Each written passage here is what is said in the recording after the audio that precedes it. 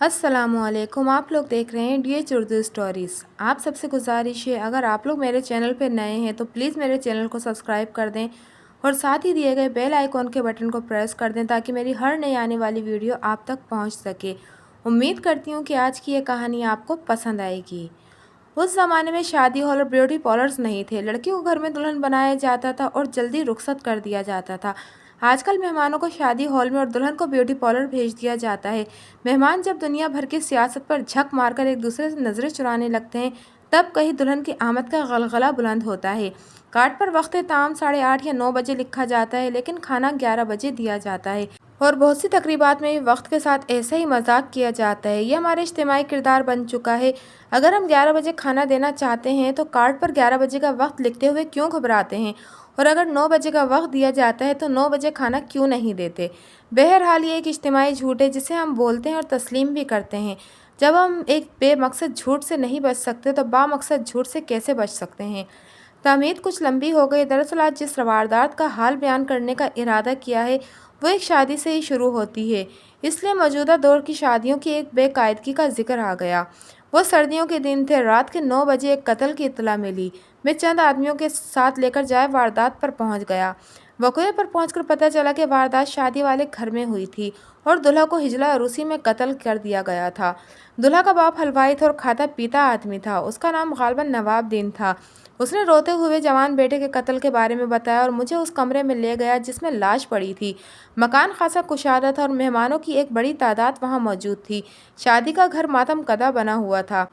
मकतूल का नाम ज़हूर इलाही मालूम हुआ। जब मैंने उसका चेहरा देखा तो उसे फ़ौरन पहचान लिया। वो थाने के रिकॉर्ड में नापसंदीदा आदमी था। उसकी आम शोहरत अच्छी नहीं थी। वो ज़हूर उर्फ झोरा बदमाश के नाम से मशहूर था। गो वो जराइम पेशा शख्स नहीं था, लेकिन मोहल्ले में दादागिरियों वाला रौब दाब रखता था। शरीफों को तंग किया करता था और मामूली बात पर लड़कों की पिटाई कर देता था। ऐसी बातों की लोग अमूमन रिपोर्ट दर्ज नहीं करवाते, क्योंकि इस किस्म के बदमाशों को पुलिस के निचले अमले की आशीर बाद हासिल होती है।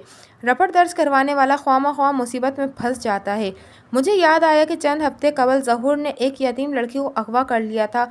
बात थाने तक नहीं पहुंची थी, क्योंकि नवाबुद्दीन ने बीच में पड़कर लड़की उसकी मां के हवाले कर दी थी और शायद कुछ दे दिलाकर बात ख़त्म कर दी थी। मैं इधर उधर की इतलात की वजह से लड़की की मां से मिला था और लड़की को भी देखा था। लड़की की मां का नाम बख्त बीबी था और वो ज़िला कोहाट की रहने वाली थी। मेरी यकीन दहानी के बावजूद वो ज़हूर के खिलाफ रिपोर्ट दर्ज करवाने पर तैयार नहीं हुई थी। उसकी बेटी का नाम रेशम जान था। वो सुर्ख सफ़ेद रंगत वाली निहायत हसीन लड़की थी और उसकी उम्र 17-18 बरस के लगभग थी। मकतूल को तेज़धार आले से कत्ल किया गया था। उसके जिस्म पर ज़ख्मों के मुतय्यद निशानात थे और मसेरी खून से भरी हुई थी। वाज़ेह तौर पर कातिल ने उसे बिस्तर से उठने की मोहलत नहीं दी थी। मैंने लाश का मुआयना करने के बाद नज़र उठाई तो कमरे के एक कोने में कोई औरत बैठी हुई दिखाई दी। उसने सुर्ख शॉल ओढ़ रखी थी। यह वारदात किस तरह पेश आई? मैंने नवाबुद्दीन से पूछा। क्या कोई झगड़ा हो गया था? कातिल के साथ ही वो बैठी है। उसने सुर्ख शॉल वाली औरत की तरफ इशारा किया। हमने इसे बाहर नहीं जाने दिया। ये कौन है? मैंने लड़की की तरफ कदम बढ़ाया। ये डायन है, डायन, नवाबुद्दीन ने कहा। अगर मैं घर की औरतों को ना रोकता तो इधर इसकी भी लाश पड़ी हुई मिलती। दरवाजे में चंद औरतें दुपट्टों और चादरों से मुंह छुपाए खड़ी थीं। उनमें से एक औरत मज़कूरा लड़की को गालियां देने लगी। उस पर ज़हूर इलाही के कत्ल का इल्ज़ाम आयद करने लगी। उसकी बातों से अंदाज़ा हुआ कि वो मकतूल की माँ थी। सुर्ख शॉल वाली लड़की ने सर घुमाकर मेरी तरफ देखा। मैं उसे देखकर हैरान रह गया। वो रेशम जान थी और दुल्हन बनी हुई थी। ये तो रेशम जान है, मैंने कहा। बख्त बीबी की बेटी। क्या तुम्हारे बेटे की शादी इसके साथ हुई थी? जी हाँ, आपने ठीक पहचाना है, नवाबुद्दीन ने जवाब दिया। इसकी माँ ने इसे ज़बरदस्ती हमारे सर मंड दिया था। आपको झूठ बोलते हुए शर्म नहीं आती? लड़की ने निहायत बेखौफी से कहा। मेरी माँ तो आपके घर रिश्ता देने नहीं आई थी। आपने मेरी माँ के सामने झोली फैलाई थी, क्योंकि आपका बेटा मेरे साथ शादी करने के लिए मरा जा रहा था। ज़्यादा ज़ुबान मत चला लड़की। मुझे ज़ुबान चलाने की आदत नहीं है। मैंने आपकी झूठ का पोल खोला है। लड़की निडर और बेबाक थी। ना उसे कमरे में पड़ी हुई लाश का कोई खौफ था और ना किसी और बात का। चंद लम्हों तक वह नवाबुद्दीन हलवाई की बातों का तरकी बा तरकी जवाब देती रही। उसके बातों से यह अंदाज़ा होता था कि वो गलत बयानी नहीं कर रही थी। झोरे की उम्र 32 साल के लगभग थी। जैसा कि मैंने बताया था कि उसकी शोहरत अच्छी नहीं थी। ऐसे आदमी को कोई शख्स किसी मजबूरी के तहत ही अपनी बेटी दे सकता था। میں نے دونوں کو خاموش کرایا، نواب سے پوچھا، اس لڑکی کا واردات سے کیا تعلق ہے؟ دراصل یہ اس شادی پر راضی نہیں تھی، نواب نے جواب دیا۔ اس کی ماں نے زبردستی اپنا بوجھ اتارا تھا، لہٰذا اس نے اپنے کسی آشنا کے ذریعے میرے بیٹے کو ختم کرا دیا۔ تھانے دار صاحب، اس کو سمجھائیے کہ مجھ پر جھوٹا الزام نہ لگائے، اس کی بھی بہو بیٹیاں ہیں، اگر یہ باز نہیں آئے گا تو میں اس کا منہ نوچ لوں گی۔ ہم غیرت والے لوگ ہیں، ان کی طرح دوسروں کی بہو بیٹیاں نہیں اٹھواتے۔ نواب نے ریشم جان کو سخت جواب دینے کا ارادہ کیا، مگر میں نے اسے ٹوکا اور پوچھا، نواب، کیا تم قاتل کو جانتے ہو یا تم نے اسے گھر میں گھستے ہوئے دیکھا تھا؟ میں دیکھتا تو اسے زندہ جانے نہیں دیتا۔ نواب، میرے سوال کا سیدھا جواب دو، تمہارا گبرو جوان بیٹا جب کچھ نہیں کر سکا تو تم کیا کر لیتے؟ میں یہ جاننا چاہتا ہوں کہ تم قاتل کو جانتے ہو یا نہیں۔ میں قاتل کو نہیں جانتا، لیکن یہ بات پکی ہے کہ وہ اس کا کوئی ساتھی تھا۔ اس نے ریشم جان کی طرف اشارہ کیا۔ کیسے یہ بات پکی ہے؟ میں نے پوچھا۔ کوئی ثبوت بھی ہے تمہارے پاس؟ یہ میرا اندازہ ہے، میں نے آپ کو اشارہ دے دیا ہے، ثبوت نکالنا آپ کا کام ہے۔ اس اثنا میں ریشم جان کی ماں بھی وہاں پہنچ گئی، اس کے ساتھ ایک 35-36 سالہ نوجوان اور ایک عورت بھی تھی۔ عورت کی گود میں بچہ تھا اور اس کی عمر 23 سال کے لگ بھگ معلوم ہوتی تھی۔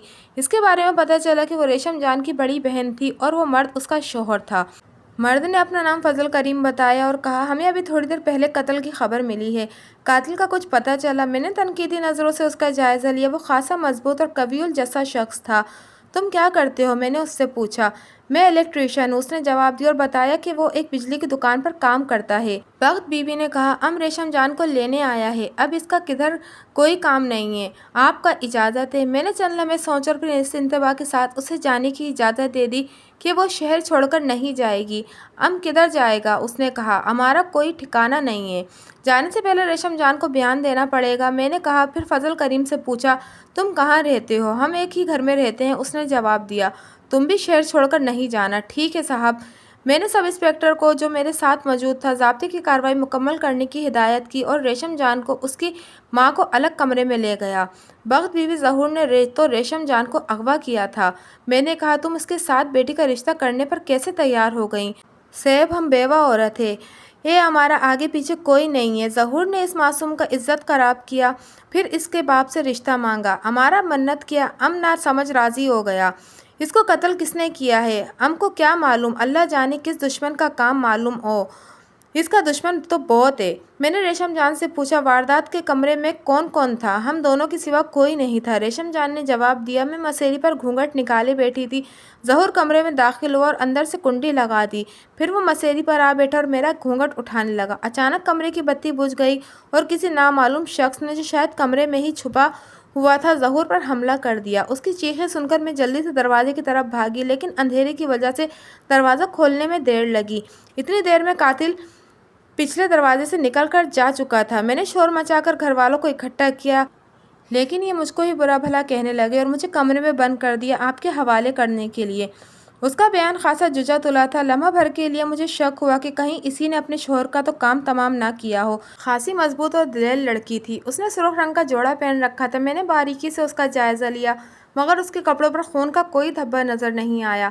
میں نے دونوں کا توقف کرنے کے لیے کہا اور باہر جا کر نواب کی بیوی سے پوچھا، دلہن اپنے گھر سے کس جوڑے میں یہاں آئی تھی؟ مجھے یاد نہیں رہا، اس نے جواب دیا، شاید گلابی یا ہرے رنگ کے جوڑے میں تھی۔ میں اسے ایک خوابگاہ میں لے گیا اور سب انسپکٹر سے کہا کہ وہ اس کی نگرانی میں ریشم جان کے کپڑے چیک کرے اور دیکھے کہ کسی کپڑے پر خون کا کوئی دھبا تو نہیں ہے۔ اس کے بعد میں نے ایک حوالدار کو بلا کر کہا، باہر جاؤ اور مکان کے ارد گرد آلے قتل کو تلاش کرو۔ دوسرا خیال میرے ذہن میں یہ آیا کہ شاید یہ کام ریشم جان کے کسی ساتھی نے کیا تھا۔ ریشم جان پہلے سے کمرے میں موجود تھی، وہ اب بھی دروازہ کھول سکتی تھی، تاہم یہ خیال زیادہ قربن قیاس نہیں تھا۔ دلہن کو عموماً تنہا نہیں چھوڑا جاتا تھا، اگر اس نے کسی ساتھی کے ساتھ مل کر جھورے کے قتل کا منصوبہ بنایا تھا تو اس کے لیے اتنی عجلت مناسب نہیں تھی۔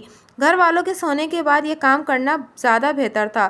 یہ میری سوچ تھی، مجرم کی سوچ یقیناً مختلف تھی۔ اس نے اپنی سہولت کے مطابق فیصلہ کیا تھا اور اپنا کام مکمل کر کے بظاہر فرار ہونے میں کامیاب ہو گیا تھا۔ میں واپس کمرے میں گیا اور ریشم جان سے پوچھا کہ کیا اس نے باخوشی ظہور علی سے شادی کی تھی؟ شادی تو خوشی سے ہی کی تھی، اس نے جواب دیا، لیکن جب انسان مجبور ہو تو پھر خوشی نہیں، ضرورت دیکھی جاتی ہے۔ آدمی بھوکا ہو تو اسے سوکھی روٹی بھی کھانی پڑتی ہے، آپ یہ نہیں کہہ سکتے کہ وہ خوشی سے سوکھی روٹی کھا رہا ہے۔ اس کا جواب خاصا مدلل تھا۔ خود نہایت ہوشیار لڑکی تھی۔ مجبوری کیا تھی؟ میں نے کہا، تم خوبصورت اور کم عمر ہو، تمہیں آسانی سے اچھا رشتہ مل سکتا تھا۔ جس لڑکی کو ایک بدمعاش آدمی نے اغوا کر کے بدنام کر دیا ہو، اس کو اچھا رشتہ نہیں مل سکتا تھا۔ پھر یہ لوگ میری ماں کو دھمکیاں دے رہے تھے، اس کو تو یہاں کی زبان بھی نہیں بولنا آتی۔ میں اس کے اغوا کے بارے میں خاصی تفصیل سن چکا تھا، تاہم اب یہ تفصیل اس کی زبانی سننا ضروری ہو گئی تھی۔ میرے استفسار پہ اس نے جو واقعات بتائے، انہیں میں نے پہلے سے سنی ہوئی تفصیلات سمیت اپنے الفاظ میں آپ کے سامنے پیش کرتا ہوں۔ ریشم جان 3 بہنوں میں سب سے چھوٹی تھی۔ اس نے مجھے بتایا کہ وہ خاندانی دشمنی کے خوف سے اپنا وطن چھوڑ کر وہاں آن بسے تھے۔ اس کا باپ اور ایک بھائی اسی دشمنی کی بھیٹ چڑھ گئے تھے۔ جس علاقے میں وہ رہنے والے تھے، وہاں غیرت کے نام پر پلک جھپکتے ہی آدمی قتل ہو جاتا تھا۔ اس کا ایک بھائی لاپتہ ہو چکا تھا، پتہ نہیں وہ زندہ تھا یا اسے بھی کسی نے قتل کر دیا تھا۔ کچھ عرصے قبل وہ اپنی ماں کے ہمراہ اپنے بہنوئی فضل کریم کے پاس آ گئی تھی، جو پہلے سے وہاں آباد تھا۔ وہ ایک چھوٹے سے جھگی نما مکان میں رہتا تھا۔ اس کے اپنے 3 بچے تھے اور آمدنی محدود تھی، اس لیے وہ اپنی ساس اور سالی کا بوجھ نہیں اٹھا سکتا تھا۔ لہٰذا بخت بی بی نے ایک حویلی میں کام شروع کر دیا، جہاں سے اسے گزارے لائق آمدنی ہو جاتی تھی۔ اپنی مالکن کے کہنے پر اس نے ریشم جان کو سلائی کڑھائی سیکھنے کے لیے ایک قابل بھروسہ عورت کے پاس بھیجنا شروع کر دیا تھا۔ ابتدا میں وہ ریشم جان کو خود چھوڑنے جاتی اور خود ہی لے کر آتی تھی۔ پھر اس کے محلے کی ایک لڑکی نے سلائی سیکھنے کے لیے اس کے ساتھ جانا شروع کر دیا، لہٰذا بخت بی بی نے آہستہ آہستہ اس کے ساتھ جانا ختم کر دیا۔ اتفاق سے ایک روز جھورے بدمعاش نے ریشم جان کو دیکھ لیا۔ لڑکی کی خوبصورتی دیکھ کر اس کی نیت میں فطور پیدا ہو گیا۔ ریشم جان کا رکھ رکھاؤ اور خوبصورتی دیکھ کر ابتدائی وہ یہی سمجھا کہ وہ کسی بڑے گھر سے تعلق رکھتی ہوگی، لیکن جب اس نے ریشم جان کے بارے میں چھان بین کی تو اسے پتہ چلا کہ وہ جھگی میں رہتی ہے اور وہ ایک بیوہ کی بیٹی ہے۔ اس انکشاف کے بعد اس نے ریشم جان سے راہ و رسم بڑھانے کی کوشش کی، لیکن کامیاب نہ ہو سکا۔ اس نے دیکھا کہ لڑکی غریب ضرور ہے مگر کردار کی مضبوط ہے۔ ایک روز اس نے ایک سنسان گلی میں ریشم جان کی کلائی پکڑ لی اور بولا، شہزادی، کبھی ہماری طرف بھی ہنس کے دیکھ لیا کر، تیرے عشق نے ہمیں برباد کر دیا ہے۔ چھوڑ میرا ہاتھ، ریشم جان نے غصے سے کہا، نہیں تو شور مچا دوں گی۔ ریشم جان کے ساتھ جو لڑکی تھی اس کا نام نجمہ تھا۔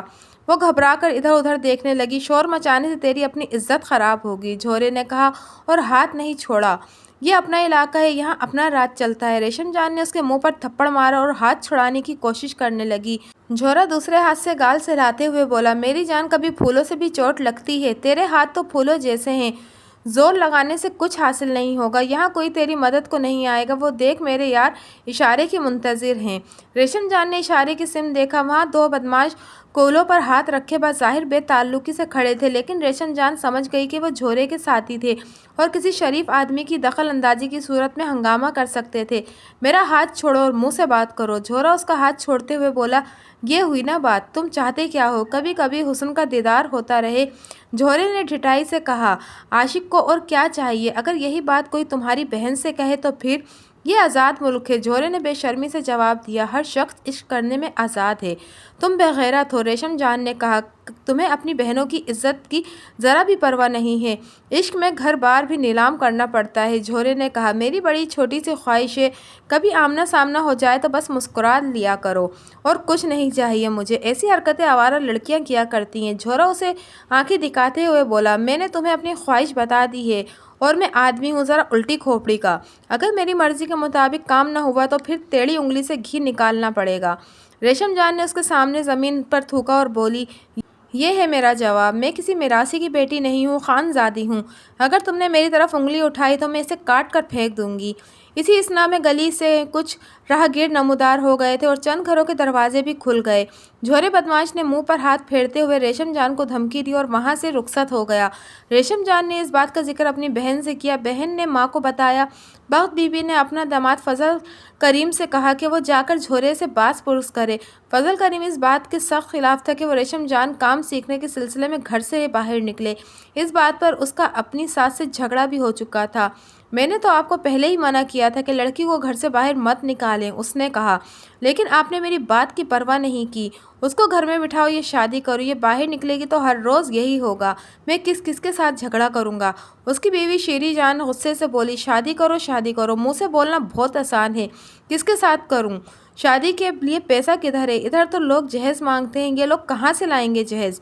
तो फिर मैं क्या करूँ? फजल करीम ने कहा, इसको बोलो अपना मुल्क वाला मकान बेच दे और जहेज बना ले। मकान तो हम कभी नहीं बेचेगा। बख्त बीवी ने कहा, तुम चाहता है कि हम मकान बेचकर ख्वार हो जाए?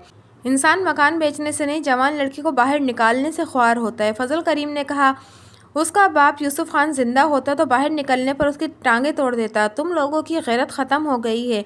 हमारे ख़ानदान की किसी औरत ने आज तक किसी के बर्तन नहीं मांजे। पहले तुम खुद बाहर निकली, फिर बेटी को भी निकाला। जब लोग मुझसे ये बात पूछते हैं तो मैं शर्म से मेरी आंखें नीचे हो जाती हैं। ओह, ज़रा इसकी बात तो सुनो, शीरी जान ने तंजिया लहजे में कहा। शर्म से इसकी आंखें नीची हो जाती हैं, इतनी गैरत है इसके अंदर। मेरा भाई वज़ीर गुल इधर होता तो इस बदमाश को अभी ख़त्म कर देता।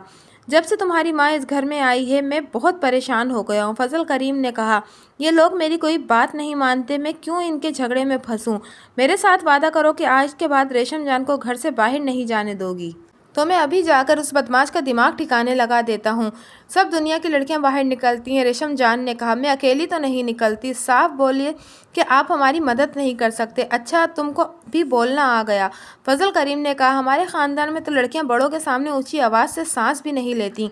झगड़ा लंबा हो गया। फजल करीम रेशम जान को घर में पाबंद करना चाहता था, लेकिन बख्त बीबी इस बात के हक में नहीं थी। उसने अपने वतन में इस किस्म की पाबंदियों से बड़े दुख उठाए थे। अब वो अपनी बेटी को पाबंद नहीं करना चाहती थी, ख़ुसूसन इस वजह से कि वो इस नई जगह का माहौल उसके माहौल से बहुत मुख्तलिफ था। यहाँ औरतें आज़ादाना बाहर आती जाती थीं। चंद रोज़ खैरियत से गुजर गए। झोरे बदमाश की धमकी की वजह से बख्त बीबी ने रेशम जान के साथ जाना शुरू कर दिया। वो खुद उसे छोड़कर आती और ख़ुद वापस लेकर आती। इस दौरान झोरा खामोशी से एक तरफ हो गया, लेकिन वो मौके की ताक में था। एक रोज़ बख्त बीबी को हवेली में देर हो गई। रेशम जान ने कुछ देर इंतज़ार किया, फिर अकेली वापस रवाना हुई। अभी वो चंद कदम ही चली थी कि एक तांगा उसके करीब पहुंचकर रुका। उसमें झोरा और उसके दो साथी बैठे थे। झोरा तेजी से नीचे उतरा, एक हाथ रेशम जान के मुंह पर रखा और उसे उठाकर तांगे में डाल दिया। उसके साथियों ने तांगे के आगे पीछे दो चादरें तान दी और तांगा फिलफूर एक तरफ रवाना हो गया। रेशम जान ने मुझे बताया कि झोरे के हाथ में एक रुमाल था जिसमें से दवाई की नागवार सी बदबू आ रही थी। उस रुमाल से उसने उसके मुंह और नाक को दबाए रखा, यहाँ तक कि वो बेहोश हो गई। जब उसकी आंख खुली तो उसने खुद को एक चारपाई पर पड़े हुए पाया। कमरे में सिगरेट का धुआं भरा हुआ था। उसने लेटे लेटे नज़र घुमाकर कमरे का जायज़ा लिया। दरवाजे के करीब एक कुर्सी रखी थी जिस पर झोरा बदमाश बरजमान था। वो टांग पर टांग रख के सिगरेट के कश ले रहा था। रेशम जान ने आंखें बंद कर ली और सोचने लगी कि उसे क्या करना चाहिए। उसके दिल में ख्वाहिश पैदा हुई कि काश उसके हाथ में कोई हथियार लग जाए जिससे वो इस बदमाश को कत्ल कर सके। उसने दोबारा आंखें खोली, हरकत किए बगैर एक बार फिर कमरे का जायज़ा लिया, लेकिन उसे ऐसी कोई चीज़ नज़र नहीं आई जिसे वो हथियार के तौर पर इस्तेमाल कर सकती। इस स्थिति में झोरे को उसके होश में आने का पता चल गया। वो उठकर बिस्तर के करीब पहुंचा और रेशम जान के चेहरे पर सिगरेट का धुआं फेंकते हुए बोला, क्या हाल है जंगल की शहजादी? रेशम जान तेजी से उठी और चरपाई की दूसरी जानिब जा ठहरी। बोली, अगर तूने मुझे हाथ लगाने की कोशिश की तो बहुत बुरा होगा। तुम हमारे ख़ानदान को नहीं जानते। मैं इज्जत के लिए अपनी जान दे दूंगी, समझे? मुझसे दूर रहना। तुम क्यों जान दोगी? झोरे ने लोफराना अंदाज में कहा। अपनी जान किस दिन काम आएगी? बोलो तो अभी पेश कर दूं। रेशम जान ने देखा कि करीब ही मेज़ पर एक शीशे का गिलास रखा था। उसने तेज़ी से गिलास उठाया और झोरे के सर पर दे मारा, लेकिन वो झुकाई देकर बच गया। रेशम जान ने इतने में मेज़ उठा ली और उसे सर से बुलंद करके झोरे पर हमला आवर हुई। छोटे साइज़ की वो मेज़ मौसर हथियार साबित हो सकती थी। झोरा उसके वार से बचने के लिए इधर उधर भागा और कोई राह फरार ना पाकर कमरे में से बाहर निकल गया। रेशम जान ने मेज़ एक तरफ फेंकी और फिलफौर अंदर से कुंडी लगा दी। फिर जल्दी से दूसरे दरवाजे को चेक किया। उसकी कुंडी पहले से लगी हुई थी। कमरे की वाहिद खिड़की में सलाखें लगी हुई थी, उधर से कोई शख्स अंदर दाखिल नहीं हो सकता था। झोरे को फ़ौरन ही अपनी गलती का एहसास हो गया। उसने पलटकर दरवाजे को धक्का दिया, मगर उस वक्त तक दरवाज़ा बंद हो चुका था। उसके दरवाज़ा खटखटाया और रेशम जान को धमकी दी कि अगर उसने दरवाज़ा ना खोला तो उसका अंजाम बहुत बुरा होगा। रेशम जान दिलेर लड़की थी। उसने जवाब दिया, मैं तुम्हारी धमकियों से नहीं डरती। दरवाज़ा ऐसे नहीं खुलेगा। पहले मेरी माँ और 4 शरीफ आदमियों को इधर बुलाओ। मालूम होता था कि वो मकान आबादी के दरमियान में था और झोरा शोर हंगामा करने से घबरा रहा था। यहाँ कोई नहीं आएगा, उसने कहा। ना तुम्हारी माँ आएगी ना शरीफ आदमी। हमने दोनों दरवाजे बंद कर दिए हैं। अब तुम इस कमरे में भूखी प्यासी मर जाओगी। ये बातचीत खिड़की से ही हो रही थी। रेशम जान ने देखा कि झोरे के साथ उसके 2 बदमाश साथी भी वहीं पर मौजूद थे। میں موت سے نہیں ڈرتی، ریشم جان نے کہا۔ اگر میں مر گئی تو تم بھی زندہ نہیں بچو گے۔ میرے گھر والے فوراً سمجھ جائیں گے کہ مجھے کس نے اغوا کیا ہے۔ اگر تم اس طرح نہیں مانو گی تو ہم دروازہ توڑ دیں گے۔ توڑ دو، دیر مت کرو۔ ایک آدمی کو تو میں ضرور ختم کر دوں گی۔ میں خان زادی ہوں، تمہاری عورتوں کی طرح بزدل نہیں۔ جو کمرے میں قدم رکھے گا میں اس کا سر پھوڑ دوں گی۔ جھورے کی ایک ساتھی نے کہا، استاد یہ اس طرح نہیں مانے گی۔ مٹی کا تیل چھڑک کر کمرے میں آگ لگا دو۔ اگر اس نے ہماری بات نہیں مانی تو یہی کرنا پڑے گا۔ ریشم جان نے کھڑکی بند کر دی اور کمرے کا جائزہ لیا۔ وہاں 2 چارپائیاں، 2-3 صندوق، 2 کرسیاں، ایک میز، چند برتن اور کچھ چھوٹی موٹی چیزیں تھیں۔ ایک کونے میں پانی کا گھڑا رکھا تھا اور کھوٹی پر چند مردانہ کپڑے لٹک رہے تھے۔ کپڑے کی مجموعی ہویت سے اندازہ ہوتا تھا کہ وہاں صرف مرد رہتے تھے۔ میز اور کرسیاں معمولی لکڑی کی تھی۔ ریشم جان نے دیکھا کہ نیچے گرنے کی وجہ سے میز کا ایک پایا اتر گیا تھا۔ اس نے تھوڑی کوشش سے اس پائے کو الگ کر لیا اور وہ خاصا بھاری پایا تھا۔ وہ بطور ہتھیار استعمال کیا جا سکتا تھا۔ گھڑا پانی سے بھرا ہوا تھا اور وہ برتنوں میں کچھ بچا ہوا کھانا بھی موجود تھا۔ اس نے سوچا کہ اس کے کھانے اور پانی کی مدد سے یہ آسانی 2-3 دن گزار سکتی تھی۔ ادھر بخت بی بی جب گھر پہنچی تو بیٹی کو گھر نہ پا کر پریشان ہو گئی۔ اس کا داماد ابھی گھر نہیں آیا تھا۔ اس نے بڑی بیٹی شیری جان کو ساتھ لیا اور ریشم جان کی تلاش میں روانہ ہو گئی۔ سلائی سکھانے والی عورت نے اسے بتایا کہ اس کی بیٹی تو بہت پہلے ہی گھر کے لیے روانہ ہو گئی تھی۔ بخت بی بی پتہ پوچھتی ہوئی جھورے کے گھر پہنچی اور نواب دین سے پوچھا کہ اس کا بیٹا ظہور کہاں ہے۔ نواب دین کو بیٹے کی حرکتوں کا علم تھا۔ وہ سمجھ گیا کہ وہ اجنبی عورتیں اس کے بیٹے کی کوئی شکایت لے کر آئی ہے۔ تاہم اس نے انجان بنتے ہوئے کہا، ظہور یہیں کہیں ہوگا۔ تھوڑی دیر پہلے وہ یہیں تھا۔ حالانکہ وہ بخوبی جانتا تھا کہ جھورا صبح سے گھر سے غائب تھا اور یہ اس کا روزمرہ کا معمول تھا۔ تمہارے بیٹے نے میری بیٹی ریشم جان کو اغوا کر لیا ہے، بخت بی بی نے غصے سے کہا۔ اگر میری بیٹی کو کچھ ہو گیا تو تمہاری خیر نہیں ہوگی۔ تم غیرت دار لوگ ہیں۔ نواب دین سے سن کر فکر مند ہوا اور اپنی بیٹی رحمتیں کو بلا کر کہا کہ یہ عورتیں کیا کہہ رہی ہیں؟ یہ کہتی ہیں کہ ظہور نے ان کی بیٹی کو اغوا کر لیا ہے۔ رحمتیں نے بخت بی بی اور شیری جان کا جائزہ لیا اور اندازہ لگایا کہ وہ غریب عورتیں تھیں کیونکہ انہوں نے معمولی لباس پہن رکھے تھے۔ میرا بیٹا ایسا نہیں ہے، اس نے کہا۔ کیا ثبوت ہے تمہارے پاس؟ کیا تم نے اپنی آنکھوں سے اسے اغوا کرتے ہوئے دیکھا ہے؟ آنکھوں سے نہیں دیکھا، شیری جان نے کہا، لیکن کچھ روز پہلے ظہور نے راستے میں ریشم جان کا ہاتھ پکڑا تھا اور اسے دھمکی دی تھی کہ اگر اس کے ساتھ دوستی نہیں کرے گی تو وہ اسے اٹھا لے گا۔ ارے جا، پتہ نہیں کہاں سے آ گئی ہے۔ رحمت نے غصے سے کہا، تمہاری بیٹی خود ہی کسی کے ساتھ بھاگ گئی ہوگی۔ یہ لوگ ایسے نہیں مانیں گے۔ شیری جان نے ماں سے کہا، آؤ پولیس کے پاس چلتے ہیں۔ نواب دین نے سمجھداری کا ثبوت دیا اور کہا، اگر پولیس کے پاس جانا چاہتی ہو تو بے شک جاؤ، لیکن ایک بات سوچ لو، ہو سکتا ہے کہ تمہاری بیٹی اپنی مرضی سے گئی ہو۔ میں ظہور کو بلا کر پوچھتا ہوں، اگر لڑکی اس کے پاس ہوئی تو مل جائے گی۔ اس نے دونوں عورتوں کو گھر میں بٹھایا، کچھ خاطر تواضع بھی کی اور جھورے کی تلاش میں آدمی دوڑا دیے۔ تقریباً 1.5-2 گھنٹے کے بعد جھورا جھومتا جھامتا گھر میں داخل ہوا۔ اسے یہ بات معلوم ہو چکی تھی کہ ریشم جان کی ماں اور بہن اس کے گھر میں بیٹھی ہیں۔ نواب دین نے سخت لہجے میں اس سے لڑکی کے بارے میں باز پرس کی۔ وہ جھٹا ہوا بدمعاش ایسی سختی کی کوئی پرواہ نہیں کرتا تھا۔ اس نے جواب دیا کہ اسے لڑکی کے بارے میں کوئی علم نہیں ہے، البتہ وہ لڑکی کی تلاش میں مدد دے سکتا ہے۔ تم جھوٹ بولتے ہو، شیری جان نے غصے سے کہا۔ تم نے میری بہن کو راستے میں چھیڑا تھا، اس کی بے عزتی کی تھی اور اسے دھمکی دی تھی۔ جھورا مکاری سے مسکرایا، بولا، وہ کوئی اور ہوگا، میں نے تو آپ کی بہن کی شکل بھی نہیں دیکھی۔ کیا نام ہے اس کا؟ اس کا نام ریشم جان ہے۔ اگر آپ پولیس میں رپورٹ لکھوانا چاہتی ہیں تو چلیں، میں آپ کے ساتھ چلتا ہوں۔ جھورے نے ڈینگ ماری، پورے تھانے میں اپنی یاری ہے۔ بخت بی بی نے دل میں طبعی طور پر ایک خیال پیدا ہوا کہ اگر اس بدمعاش کے پولیس سے مراسم ہے تو اس کے خلاف رپورٹ درج کروانے سے کچھ حاصل نہیں ہوگا۔ ویسے اگر لڑکی شہر کے اندر موجود ہے تو میں خود بھی اسے تلاش کر سکتا ہوں۔ جھورے نے مزید کہا، میں سب چھوٹے بڑے بدمعاشوں کو جانتا ہوں۔ وہ سیدھی سادھی عورتیں اس کی باتوں سے متاثر ہو گئیں۔ اس کے علاوہ اہم بات یہ تھی کہ وہ بغیر کسی چرچے کے لڑکی کی بازیابی چاہتی تھیں۔ انہوں نے باقی باتوں کو پس پس ڈالتے ہوئے جھورے سے ریشم جان کو تلاش کرنے کے لیے کہہ دیا۔ وہ شیطان ان کو گھر تک چھوڑنے گیا اور ان سے کہا کہ آپ فکر نہ کریں، میں جب تک ریشم جان کو تلاش نہیں کر لوں گا اس وقت تک آرام نہیں کروں گا۔ اس وقت فضل کریم گھر پہنچ چکا تھا۔ جب اس نے اپنی بیوی اور ساس کو جھورے سے بات کرتے دیکھا تو وہ غصے سے بھر گیا۔ اسے ہنوز ریشم جان کی گمشدگی کا علم نہیں تھا۔ اس نے نہایت غصے کے ساتھ اپنی بیوی سے جواب طلبی کی اور وہ ایک آوارہ گرد بدمعاش کے ساتھ کہاں کی سیر کرنے گئی تھی۔ شیری جان نے اسے بہن کی گمشدگی کا احوال سنایا اور کہا کہ وہ بھی ریشم جان کو تلاش کرنے کے لیے نکلے۔ یہ سن کر فضل کریم کا غصہ فزو تر ہو گیا اور وہ بیوی پر ہی لعن طعن کرنے لگا کہ اور باہر بھیجو بہن کو۔ جھورا اب کچھ دیر گلی میں کھڑا ان لڑکے لڑنے جھگڑنے کی آوازیں سنتا رہا، پھر واپس اس مکان میں جا پہنچا جس میں ریشم جان مقیم تھی۔ اس کے ساتھی کچے مجرم تھے اور ریشم جان کو مزید وہاں قید رکھنے کے حق میں نہیں تھے۔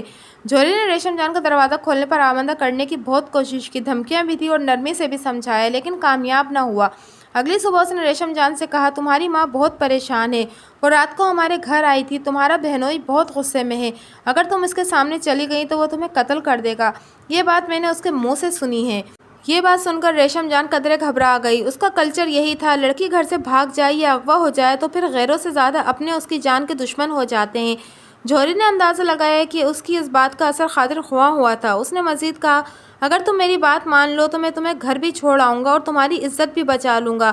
تم میری عزت بچاؤ گے؟ ریشم جان نے غصے سے کہا، تمہاری تو اپنی کوئی عزت نہیں ہے، تم میری عزت کیا بچاؤ گے؟ ٹھیک ہے، جو تمہاری مرضی میں آئے وہ کرو، لیکن ایک بات سن لو، میرا یہ یار جیدہ حلفیہ بیان دے گا کہ تم اس کے ساتھ محبت کرتی اور اپنی خوشی سے اس کے ساتھ بھاگ گئی تھی۔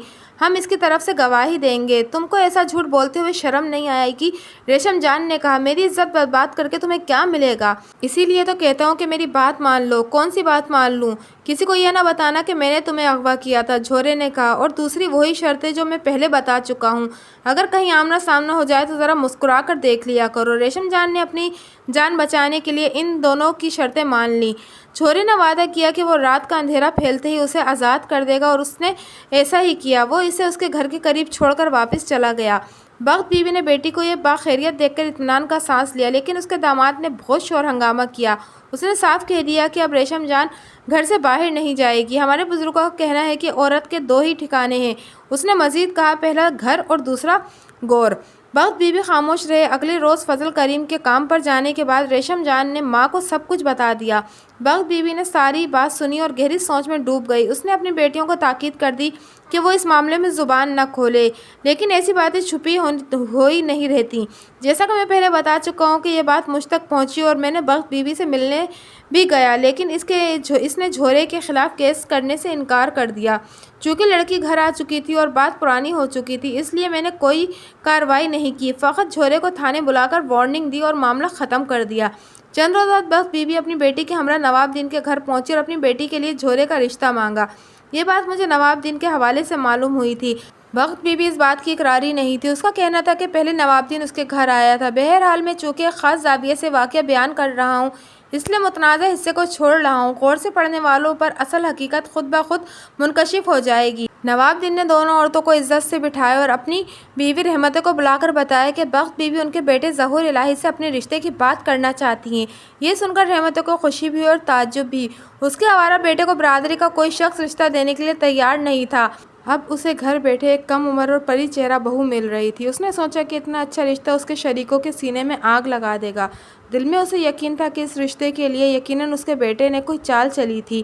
نواب دین نے کہا، بخت بیوی تم رشتہ لے کر تو آ گئی ہو، لیکن ہماری اور تمہاری ذات بہت مختلف ہے۔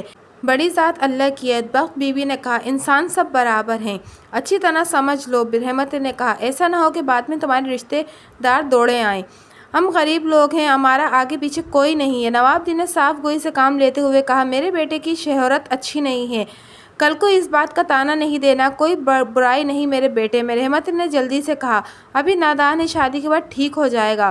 بخت بیوی نے کہا، تمہارے بیٹے کی وجہ سے میری بیٹی بدنام ہوئی ہے، اگر اس کو اور جگہ رشتہ کریں گے تو سسرال والے اس کو تانے دیں گے، اسی لیے ہم تمہارے پاس لے آئے ہیں۔ بات بظاہر معقول تھی۔ نواب دین اور رحمت نے آپس میں مشورہ کیا، پھر جھورے کی مرضی پوچھی۔ وہ یہ خبر سن کر خوشی سے اچھل پڑا۔ بہرحال بات چیت طے ہوئی، تاریخ مقرر ہوئی اور شادی ہو گئی۔ لیکن جیسا کہ آپ پہلے سن چکے ہیں کہ شادی کے رات جب جھورے نے اپنی خوابوں کی ملکہ کا گھونگھٹ اٹھانے کے لیے ہاتھ بڑھائے تو ایک بے رحم قاتل نے اسے اسی خون میں رنگین کر دیا۔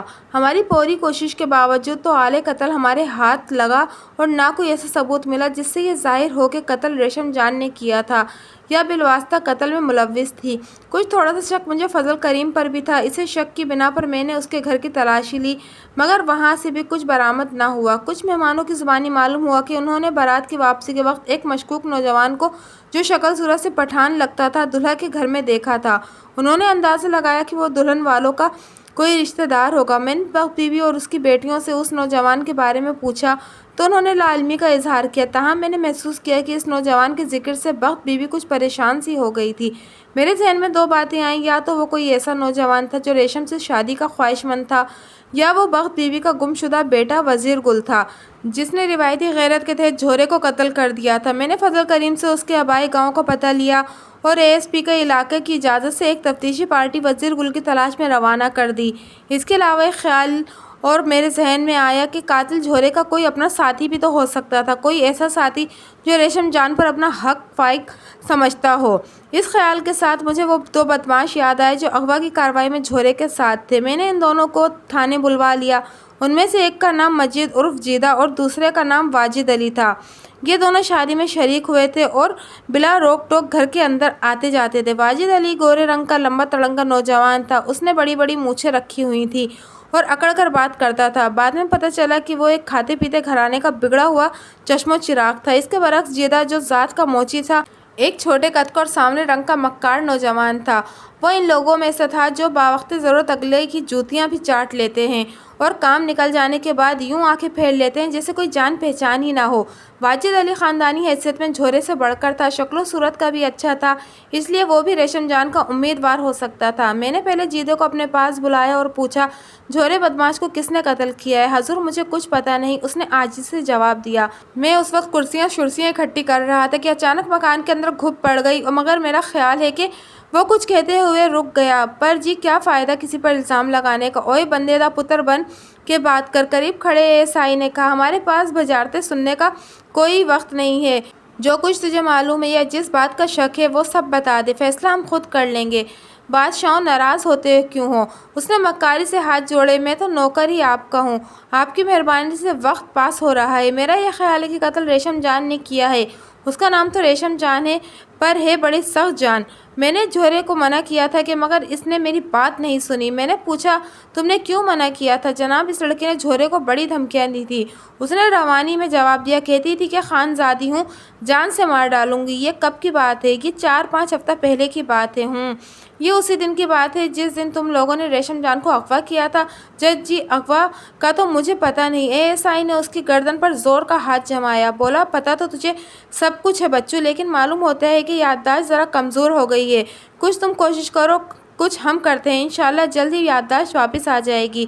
یاد آیا یہ ایک ہاتھ اور جماؤ، جناب لڑکی خود ہی جھورے سے ملنے آئی تھی۔ اے ایس آئی نے میرے اشارے پر ایک اور ہاتھ جما لیا۔ میں نے کہا، ایک طرف تو تم کہتے ہو کہ لڑکی نے جھورے کی قتل کی دھمکی دی تھی، دوسری طرف کہتے ہو کہ وہ خود ہی اس سے ملنے آئی تھی۔ اگر سچ نہیں بولو گے تو تمہارے خلاف اغوا کی رپورٹ درج کر لوں گا۔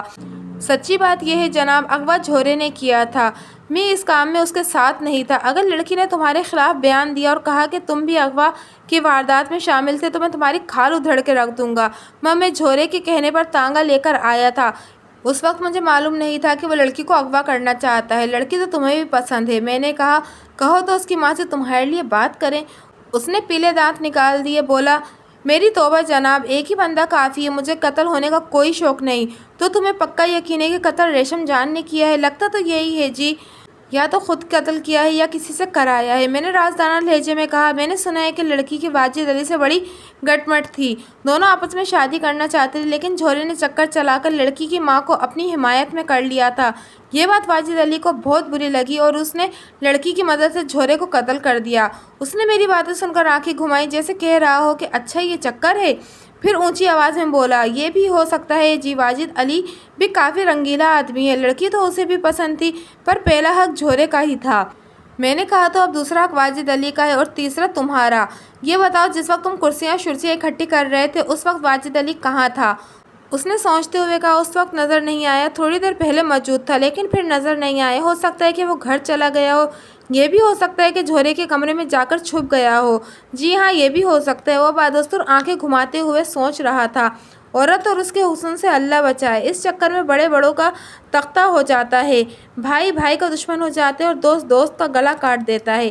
اگر یہ بات ہے تو ریشم جان نے واجد علی کو بھی الو ہی بنایا ہوگا۔ آخری فکرہ اس نے خود کلامی کے انداز میں کہا تھا۔ میں نے کہا کچھ لوگوں نے ایک گورے رنگ کے نوجوان کو مہمانوں کے درمیان دیکھا تھا، کہتے ہیں کہ اس کا ناک نقشہ پٹھانوں جیسا تھا۔ یہ شخص کون تھا؟ دیکھا تو میں نے بھی تھا، اس نے جواب دیا، لیکن اس کے ساتھ کوئی گل بات نہیں ہوئی۔ شاید لڑکی والوں کا رشتہ دار تھا۔ اس کی باتوں سے اندازہ ہوتا تھا کہ وہ قتل میں ملوث نہیں تھا۔ آدمی چونکہ مکار تھا اس لیے اس کے بارے میں اتنی جلدی کوئی فیصلہ نہیں کیا جا سکتا تھا۔ میں نے اسے دوسرے کمرے میں بھیج دیا اور واجد علی کو بلا لیا۔ اس کے چہرے پر کوئی گھبراہٹ نظر نہیں آتی تھی۔ اس نے سلام کیا اور کرسی پر بیٹھنے لگا۔ ASI نے پیچھے سے اس کا کالر پکڑ لیا اور اسے اونچا کرتے ہوئے بولا، یہاں بدماشوں کو کرسی نہیں ملتی، ادھر دیوار کے ساتھ کھڑے ہو جاؤ۔ اس نے اپنا کالر چھڑوایا اور ناگواری سے ASI کو گھورنے لگا، پھر بولا، کوئی بات نہیں جناب، آپ اس تھانے کے مالک ہیں، تھانہ بھی آپ کا ہے اور کرسیاں بھی آپ کی۔ ویسے میرا تجربہ یہ ہے کہ اس ملک میں شریف لوگوں کو کرسی نہیں ملتی۔ میں نے ASI سے کہہ رکھا تھا کہ وہ اس کی ٹکور شکور کرتا رہے، کیونکہ وہ ایک معصوم لڑکی کے اغوا میں ملوث تھا۔ لہٰذا اس کی بات سنتے ہی ASI نے اس کے منہ پر تھپڑ مارا اور کہا، اوئے، ہم تمہیں بدماش لگتے ہیں۔ کوئی بات نہیں جناب، ایک تھپڑ اور مار لو، اس نے کہا اور سیدھا کھڑا رہا۔ وقت وقت کی بات ہے۔ میں نے پوچھا، تم نے جھورے کو قتل کیوں کیا؟ میں نے جھورے کو قتل کیا؟ اس نے ہنسنے کی کوشش کی۔ جھورا تو میرا یار تھا، جگری یار، ہمارا تو ایک ساتھ اٹھنا بیٹھنا تھا، میں اسے کیسے قتل کر سکتا ہوں؟ جب ایک خوبصورت لڑکی بیچ میں آ جائے تو سب یاریاں ختم ہو جاتی ہیں۔ میں نے کہا، کیا یہ حقیقت نہیں کہ تم بھی ریشم جان کے متوالے تھے اور اس سے شادی کرنا چاہتے تھے؟ یہ آپ کو کس نے بتایا ہے؟ ASI نے ایک اور زوردار تھپڑ مارا اور کہا، سوال نہیں کرو، جواب دو۔ ایسی کوئی بات نہیں جناب، اس نے جواب دیا، میرا اس لڑکی سے شادی کا کوئی ارادہ نہیں تھا، ہمارے خاندان میں باہر شادی کرنے کا کوئی رواج نہیں ہے۔ پھر تم نے اسے اغوا کیوں کیا تھا؟ اغوا جھورے نے کیا تھا، میں تو۔ ASI نے اسے لات رسید کی اور بولا، لڑکی تمہارے خلاف بیان دے چکی ہے، کیا تم اس کے اغوا میں شامل نہیں تھے؟ میں جھورے کے ساتھ ضرور تھا، مگر میں نے لڑکی کو ہاتھ نہیں لگایا تھا۔ یہ بات آپ لڑکی سے پوچھ سکتے ہیں۔ ASI نے اس کی پسلیوں میں گھونسا مارا، کہا، لو جی، یہ آج نئی بات سنی ہے، یہ ساتھ تھا، اغوا میں شامل نہیں تھا۔ اوئے، اور کس طرح اغوا میں شامل ہوتے ہیں؟ میں نے کہا، تمہارے یار کا کہنا ہے کہ تم لڑکی سے شادی کے خواہش مند تھے۔ کون سے یار کی بات کر رہے ہیں آپ؟ سوال نہیں کرو، جواب دو۔ میں نے کہا، تمہارے یار کا کہنا ہے کہ جھورے کو تم نے قتل کیا ہے، لڑکی کی وجہ سے تم دونوں میں پھوٹ پڑ گئی تھی۔ یہ جھوٹ ہے جناب، جب جھورا قتل ہوا اس وقت میں وہاں سے جا چکا تھا، مجھے بڑی دیر کے بعد قتل کی خبر ملی۔ آپ میرے گھر والوں سے پوچھ سکتے ہیں۔ میں نے سوچا ہو سکتا ہے کہ اس نے اپنے کسی دوست کی مدد سے قتل کروایا ہو۔ وہ گورے رنگ کا نوجوان کون تھا؟ میں نے پوچھا۔ ایک مہمان نے اسے تمہارے ساتھ باتیں کرتے دیکھا تھا، اس نے بھویں سکیڑی، شاید آپ لڑکی کے بھائی کی بات کر رہے ہیں۔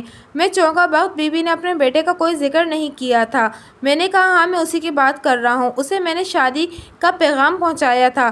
تم نے اسے شادی کا پیغام پہنچایا تھا؟ میں نے پوچھا، تمہیں کس نے پیغام پہنچانے کے لیے کہا تھا؟ جھورے نے کہا تھا۔ جھورے نے کہا تھا؟ میں نے تعجب سے پوچھا، کیا جھورا اسے پہلے سے جانتا تھا؟ یہ تو مجھے معلوم نہیں، لیکن اس کی باتوں سے یہی اندازہ ہوتا تھا۔ تفصیل سے ساری بات بتاؤ۔ تفصیل کوئی خاص نہیں، شادی سے 7-8 روز پہلے جھورے نے مجھے ایک پتہ دیا اور کہا کہ اس شخص کو شادی کی اطلاع پہنچانی ہے۔ میں نے پوچھا کہ وہ کون ہے، تو اس نے بتایا کہ ریشم جان کا بھائی ہے۔ پتہ ایک ہوٹل کا تھا، یہ گاؤں ضلع کوہاٹ میں واقع ہے۔ میں نے رات کوہاٹ میں بسر کی، صبح اس گاؤں میں پہنچا۔ ہوٹل سے پتہ چلا کہ پرویز پشاور گیا ہوا ہے، اسے 2 روز کے بعد واپس آئے گا۔ میں نے اس کے نام پیغام لکھا، یہاں کا پتہ لکھا اور ہوٹل کے مالک کو دے کر آ گیا۔ پرویز اس وقت یہاں پہنچا جب بارات رخصت ہو کر جھورے کے گھر پہنچ چکی تھی۔ اس نے مجھ سے صرف میرا نام پوچھا تھا اور پیغام پہنچانے کا شکریہ ادا کیا تھا۔ اس کے بعد وہ مجھے نظر نہیں آیا۔ یہ بڑی اہم خبر تھی۔ میں نے ان دونوں کو تھانے میں بٹھایا اور فوراً بخت بیوی کے گھر پہنچ گیا۔ وہ خود گھر میں موجود نہیں تھی، اس کا داماد بھی نہیں تھا، گھر میں صرف دونوں بہنیں تھیں۔ رسمی کلمات کے بعد میں نے شیری جان سے پوچھا، تمہارا بھائی پرویز گل کہاں ہے؟ مجھے پتہ چلا کہ وہ شادی میں شریک ہوا تھا۔ اس کے چہرے پر حیرت نمودار ہو گئی، بولی، میرا بھائی تو ادھر نہیں آیا اور اس کا نام وزیر گل ہے، پرویز گل نہیں۔ اس کی بات سن کر میں نام کے بارے میں کنفیوز ہو گیا۔ شاید واجد علی نے وزیر گل کہا تھا یا وہ بھول گیا تھا اور وزیر گل کو پرویز گل بنا دیا تھا۔ ادھر نہیں آیا تو کیا مطلب ہے؟ میں نے کہا، کئی مہمانوں نے اسے جھورے کے گھر میں دیکھا تھا، وہ تو ادھر کبھی نہیں آیا اور اس کو تو ہمارا پتہ بھی معلوم نہیں ہے، لوگوں نے اسے کیسے پہچان لیا؟ اس کو جھورے نے پیغام بھجوا کر بلوایا تھا۔ میں نے کہا، اس نے اپنے دوست واجد علی کو خاص طور پر کوہاٹ بھیجا تھا، وہ تم لوگوں سے ملے بغیر کیسے واپس چلا گیا؟ بھائی کا ذکر سن کر ریشم جان بھی کمرے میں آ گئی۔ آپ کی بات میری سمجھ میں نہیں آئی، شیری جان نے کہا۔ جوہرے کو کیا ضرورت تھی ہمارے بھائی کو بلانے کی، اور ہمیں تو معلوم نہیں ہے کہ وہ کوہاٹ میں ہے یا کہاں ہے۔ اگر وہ ادھر آتا تو پہلے ہم سے ملے بغیر نہیں جا سکتا تھا۔ میں نے دل میں سوچا کہ نہ ملنے کی ایک وجہ یہ بھی ہو سکتی ہے کہ وزیر گل کو اغوا کی حقیقت معلوم ہو گئی اور اس نے جوہرے کو قتل کر دیا ہوگا، وہی روایتی غیرت کی وجہ سے۔ تمہارے بھائی کی طبیعت کیسی ہے؟ میں نے پوچھا۔ بہت غصے دار ہے، کیا نرم طبیعت کا آدمی ہے تھانے دار صاحب، اس مٹی میں نرم طبیعت آدمی کبھی پیدا ہی نہیں ہوا، ریشم جان نے جواب دیا۔ ادھر کا ہر آدمی غصہ دار ہے اور تماچا جیب میں رکھتا ہے۔ تم لوگوں نے اپنے بھائی کو اس شادی کے بارے میں اطلاع کیوں نہیں بھیجی؟ میں نے پوچھا۔ اطلاع کیسے بھیجتے، ہمیں اس کا ٹھکانہ ہی معلوم نہیں ہے۔ جوہرے کو تمہارے گاؤں کا پتہ کیسے معلوم ہوا؟ شادی سے پہلے وہ 2-3 دفعہ ہمارے گھر آیا تھا۔ فضل کریم نے اس کو ہمارے خاندان کے بارے میں سب کچھ بتا دیا تھا، گاؤں کا نام بھی بتا دیا ہوگا۔ اچھا، تمہارا بھائی شادی کی خبر سے خوش ہوا ہوگا یا اسے غصہ آ گیا ہوگا؟ خوش تو نہیں ہوا ہوگا، لیکن اس کو غصہ کرنے کا کیا حق ہے؟ اس نے بہنوں کے لیے کیا کیا ہے؟ میں نے ریشم جان سے پوچھا۔ جس شخص نے اندھیرے میں جوہرے پر حملہ کیا تھا، اس نے منہ سے آواز بھی نکالی تھی یا ساری کارروائی خاموشی سے کی تھی؟ جوہرے کی چیخوں کی وجہ سے مجھے کچھ پتہ نہیں چلا کہ کیا ہوا ہے، ریشم جان نے جواب دیا۔ اس آدمی نے اگر کوئی آواز نکالی بھی تھی تو میں سن نہیں سکی۔ معاملہ کچھ اندرونی معلوم ہوتا تھا۔ میں نے اندازہ لگایا کہ جوہرے کو کوہاٹ سے ایک آدمی کو خاص طور پر بلوانا سمجھ میں نہیں آتا تھا۔ خاص عجیب اور پراسرار بات تھی۔ میں نے شیری جان کو ہدایت کی کہ وہ شام کو فضل کریم اور اپنی ماں کو تھانے بھیج دے۔ تھانے پہنچ کر میں واجد علی سے ریشم جان کے بھائی سے نام کی تصدیق کرنا چاہتا تھا، مگر وہاں درجن بھر افراد میرے منتظر تھے۔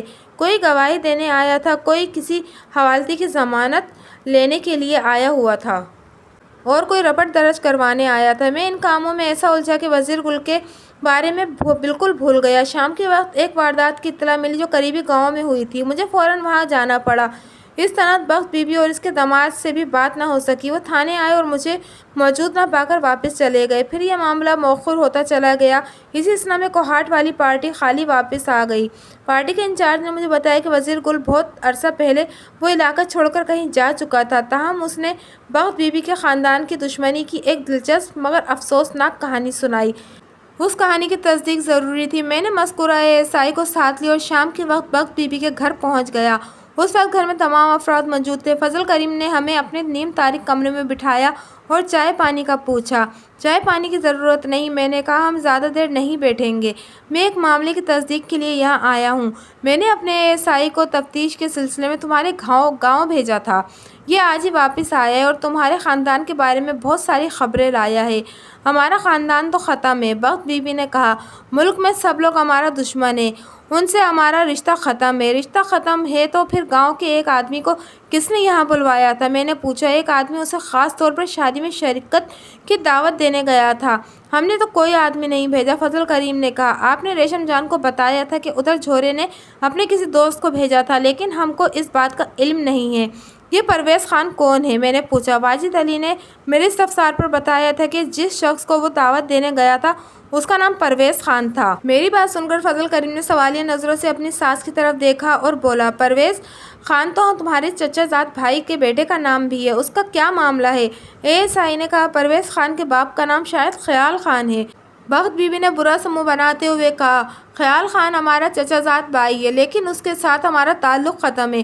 اس کا بیٹا پرویز خان یہاں کیوں آیا تھا؟ ہم کو کیا پتا، ہم نے اس کو نہیں بلایا۔ وہ عورت اوپر سے جتنی سیدھی تھی اندر سے اتنی ہی گہری تھی۔ اگر اس کی جگہ کوئی مرد ہوتا تو ہمیں اس سے سچ اگلوانے میں کوئی دقت پیش نہ آتی۔ میں نے فضل کریم سے پوچھا، خیال خان سے تم لوگوں کی دشمنی کی وجہ کیا ہے؟ جناب، یہ بڑی لمبی کہانی ہے، اس نے کہا، آپ کا وقت ضائع ہوگا۔ ہمارے ملک میں ایک دفعہ دشمنی شروع ہو جائے تو پھر ختم نہیں ہوتی۔ خاندان کے خاندان ختم ہو جاتے ہیں پر دشمنی ختم نہیں ہوتی۔ میں نے کہا، میرے وقت کی فکر نہ کریں، میں پوری کہانی سننا چاہتا ہوں۔ میرا یہ آدمی تمہارے گاؤں سے پوری کہانی سن کر آیا ہے، میں یہ دیکھنا چاہتا ہوں کہ اس کہانی میں کتنا سچ اور کتنا جھوٹ ہے۔ فضل کریم اور اس کی ساس نے جو کہانی مجھے سنائی وہ ASI کی بیان کردہ کہانی سے مطابقت نہیں رکھتی تھی، لیکن بنیادی واقعات میں کوئی فرق نہیں تھا۔ ریشم جان کے باپ کا نام یوسف خان تھا، اس کا ایک چھوٹا بھائی جس کا نام حیات محمد تھا۔ دونوں بھائیوں کے پاس تھوڑی سی زرعی زمین تھی جس پر ان کی روزی کا دار و مدار تھا۔ بخت بی بی کے چچا زاد بھائی خیال خان کی زمین ان کی زمین سے ملی ہوئی تھی اور پانی وغیرہ کے معاملات میں آپس میں کچھ اختلاف رہتا تھا۔ پانی کا ایک نالا دونوں زمینوں کے درمیان حد فاصل کی حیثیت رکھتا تھا۔ اس نالے کے آس پاس کچھ درخت اگے ہوئے تھے جو بخت بی بی کے بیان کے مطابق ان کی زمین میں تھے، لیکن خیال خان کا دعویٰ تھا کہ درخت ان کی زمین میں تھے۔ ایک شام یوسف خان کے بھائی حیات محمد نے چند درخت کاٹ لیے۔ خیال خان نے دو بیٹے اور اپنی زمینوں میں کام کر رہے تھے، فوراً وہاں پہنچے اور حیات محمد کے ساتھ جھگڑا کرنے لگے۔ چھوٹے بیٹے کا نام پرویز خان اور بڑے کا نام نواز خان تھا۔ انہوں نے حیات خان کو کٹے ہوئے درخت اٹھانے سے روکا۔ دونوں کے مظاہرے بھی موقع پر جمع ہو گئے اور بات بڑھتی چلی گئی۔ حیات محمد نے ریوالور نکال لی اور کہا کہ جس شخص نے اس کے کام میں روک ڈالی وہ اسے شوٹ کر دے گا۔ دیکھو چچا، یہ بات اچھی نہیں ہے، پرویز خان نے کہا۔ ہمیں گولی سے نہ ڈرائیں، اس طرح بات خراب ہو جائے گی۔ ایسا کریں کہ پٹواری کو بلا لیں، وہ جو فیصلہ کرے گا وہ ہمیں منظور ہوگا۔ چچ، تم کل کے بچے میرے ساتھ کیا فیصلہ کرے گا؟ حیات محمد نے غصے سے کہا۔ میں یہ درخت ابھی اٹھاؤں گا۔ پرویز خان حیات محمد کی بھتیجی ریشم جان کو پسند کرتا تھا اور اس سے شادی کرنا چاہتا تھا، اس لیے وہ ذرا دب کر بات کر رہا تھا۔ نواز خان بھائی کو ایک طرف کرتے ہوئے بولا، یہ درخت کوئی فیصلہ ہونے سے پہلے نہیں اٹھائے گا۔ اگر کوئی درخت اٹھانے کی کوشش کرے گا تو اس کی لاش بھی ساتھ اٹھے گی۔ ہم نے چوڑیاں نہیں پہنی ہوئی ہیں۔ حیات کے مظاہرے جھگڑا دیکھتے ہوئے ایک طرف ہو گئے۔ نواز خان نے بھی ریوالور نکال لیا، لیکن پرویز بیچ میں آ گئے اور بھائی کو سمجھا کر ایک طرف کر دیا۔ بزدل کہیں کا، حیات محمد نے کہا، میرے ساتھ جھگڑا کرتا ہے۔ بزدل کا طعنہ سن کر نواز خان کا خون کھول اٹھا۔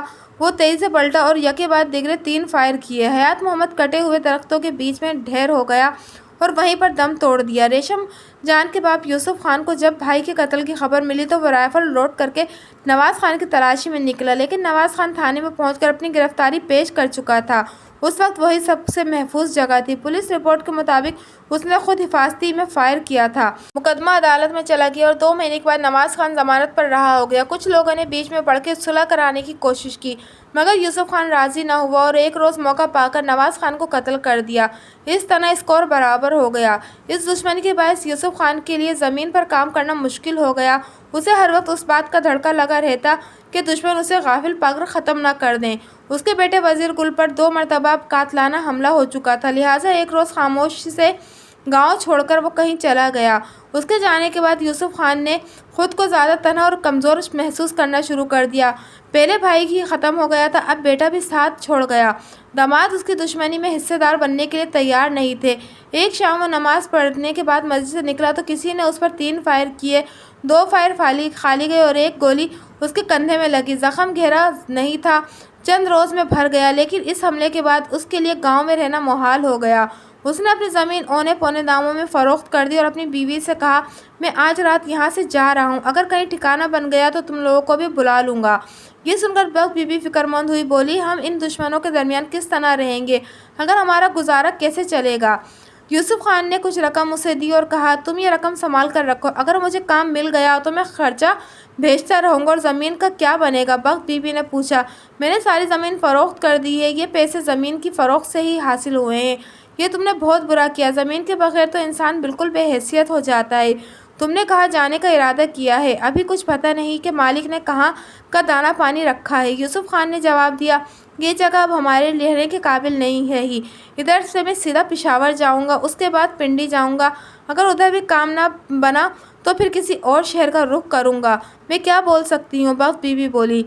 اور دیکھو، خیال خان کا بیٹا پرویز ریشم جان سے شادی کرنا چاہتا ہے۔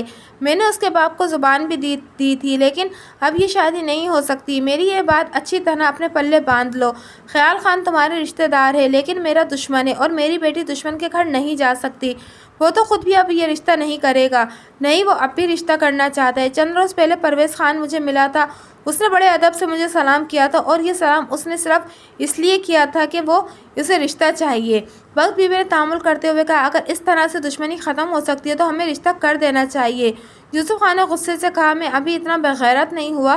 ہم دشمن کی بیٹی لا سکتے ہیں، دشمن کو بیٹی دے نہیں سکتے، یہ کبھی نہیں ہو سکتا۔ بخت بی بی نے اپنی بات پر زور نہیں دیا۔ یوسف خان رات کی تاریکی میں گاؤں چھوڑ کر چلا گیا۔ چند ہفتوں کے بعد فضل کریم بھی اپنی بیوی بچوں سمیت وہاں سے چلا گیا۔ بخت بی بی اور اس کی بیٹی ریشم جان وہاں تنہا رہ گئے۔ اس کا دوسرا داماد وہیں رہتا تھا، جس کی وجہ سے اسے کچھ تسلی تھی۔ 5 مہینے کے بعد لاہور سے ایک خط اس کے نام آیا۔ لکھا تھا کہ 15 روز پہلے یوسف خان کا انتقال ہو گیا تھا اور اسے مقامی قبرستان میں دفن کر دیا گیا تھا۔ خط میں یہ نہیں لکھا تھا کہ موت کس طرح واقع ہوئی تھی۔ خط سن کر بخت بی بی کی رہی سہی ہمت بھی جواب دے گئی۔ اسے یقین ہو گیا کہ اس کے شوہر کو قتل کیا گیا تھا اور یہ قتل خیال خان کے بیٹے پرویز خان نے کیا تھا۔ اس خبر کے چند روز بعد خیال خان اپنی بیوی اور بیٹے کے ہمراہ بخت بی بی سے ملنے آیا۔ اس نے یوسف خان کی موت پر تعزیت کرنے کے بعد کہا، بخت بی بی، اس دشمنی کی وجہ سے ہمارا پورا خاندان ختم ہو گیا ہے۔ اب ہمیں یہ دشمنی ختم کر کے صلح صفائی سے رہنا چاہیے۔ بخت بی بی نے جواب دیا، میں نے تو کسی سے دشمنی نہیں کی، میری تو سب کے ساتھ صلح ہے۔ تم لوگوں نے دشمنی کی ہے، ایک دوسرے کے آدمی ختم کیے، کسی کو بھی کچھ فائدہ نہیں ہوا۔ اللہ پاک سب پر رحم کرے۔ خیال خان اپنی بیوی کی طرف دیکھتے ہوئے بولا، دیکھا تم نے میری بہن کتنی اچھی ہے، لاؤ وہ انگوٹھی مجھے دو۔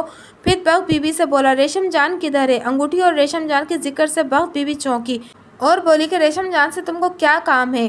ہم اس کے لیے منگنی کی انگوٹھی لائے ہیں۔ کیسی منگنی؟ بخت بی بی کے ذہن میں اپنے شوہر کے الفاظ گونجنے لگے، ہم دشمن کی بیٹی لا سکتے ہیں، دشمن کو اپنی بیٹی دے نہیں سکتے۔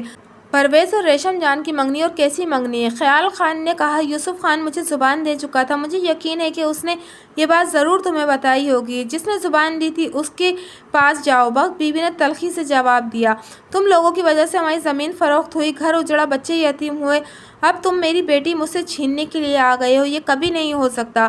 بڑی اچھی بہن ہے، خیال خان کی بیوی نے طنز کیا، اور اس کی کسی سے دشمنی نہیں ہے۔ ارے اس سے بڑی دشمنی کیا ہوگی؟ گھر میں بٹھا کر ذلیل کر دیا۔